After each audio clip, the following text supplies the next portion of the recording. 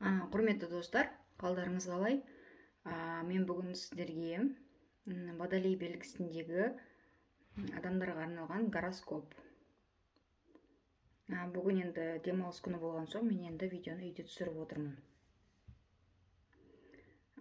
Жалпы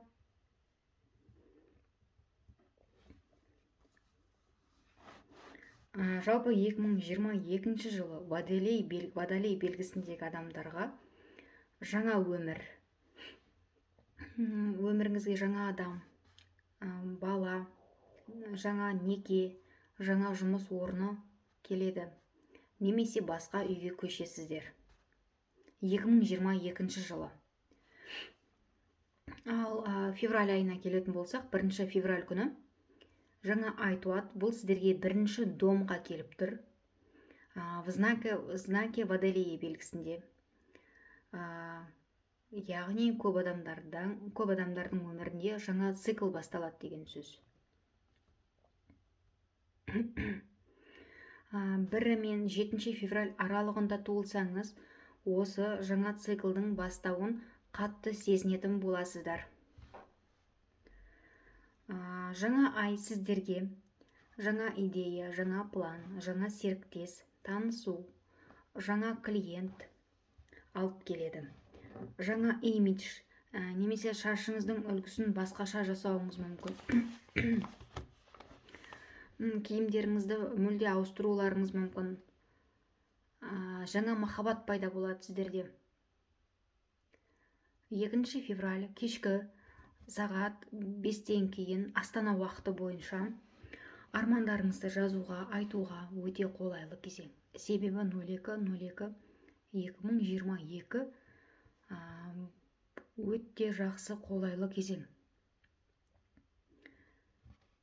Бұл кезде бір ғана арманыңызды, өзіңізге арналған арманыңызды жазсаңыз, міндетті түрде орындалады.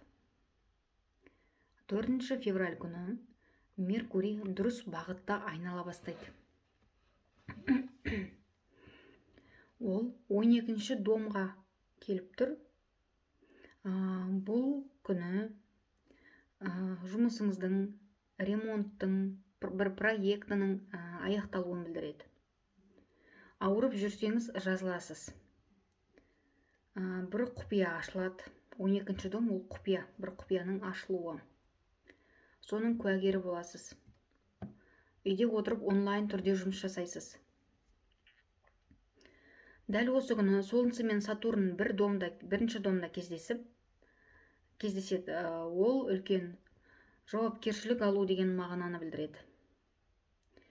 Немесе дәрежеңіз үлкеюі мүмкін, сол кезде жауапкершілігіңіз де артатын болады.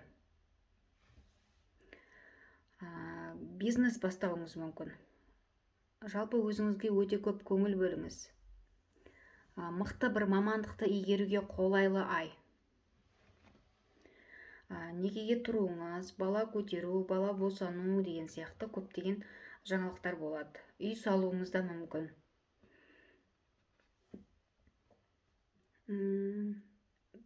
Жалпы Сатурн нақтылықты, стабильность, жалпы тұрақтылықты білдіреді.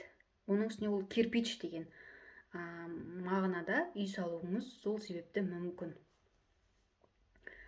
Ал 15 февраль күні Меркурий өзінің бағытын ауыстырады. Ол 1 домға келіп түседі екен. Жаңалық естисіздер, көп ақпарат болады. Күткен документіңізді аласыз. Танысу болады. Бір жұмысты пландайсыз. Сатып алу, сату болады. Немесе YouTube'тан канал ашып, көпшілік алдына шығасыз. Немесе Инстаграмда өзіңіздің бір блогыңызды жүргізіп бастайсыз. Көп сөйлейтін боласыздар. 16 февраль күні ай толады.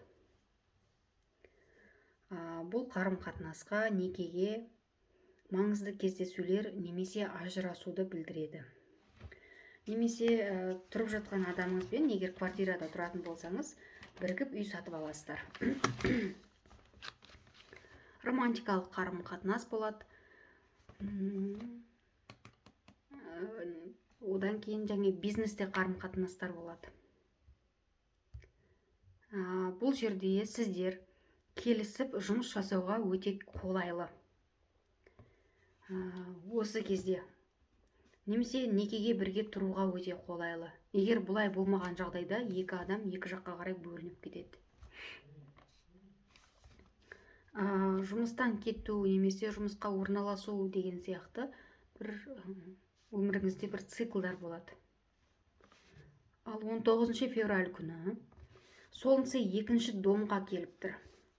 Ол ақшаға қатысты сұрақтарыңызды нақтылайсыздар. Бір дүниені сатасыздар, сатып аласыздар, ақша келеді. Жалпы инвестициядан ақша келуі мүмкін. Сіздерге ақша түрінде подарка беруі мүмкін. Жалпы өз-өзіңізге сенімді боласыз. Самооценкаңыз көтеріледі. Клиенттермен жұмыс жасайсыздар.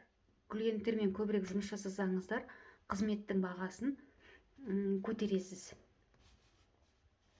Жалпы ақшаларыңыз көп болады. Ал Уран сіздерге 4-ші домға келіп тұр екен. Ол 4-ші дом деген семьяға, тұрған жеріңізге, тұратын үйіңізге байланысты, немесе документіне байланысты сұрақтар болады. Осы Уранның вибрациясын 30-31 январда туған адамдар қатты сезетін болады. 14 февраль күні Венера мен Марс біргеді. Ол сіздерге 12-ші домға келіп тұр. Жалпы адамдар 14 февраль күні жалғыз болғысы келмейді. Себебі Венера мен Марс бірге жүреді.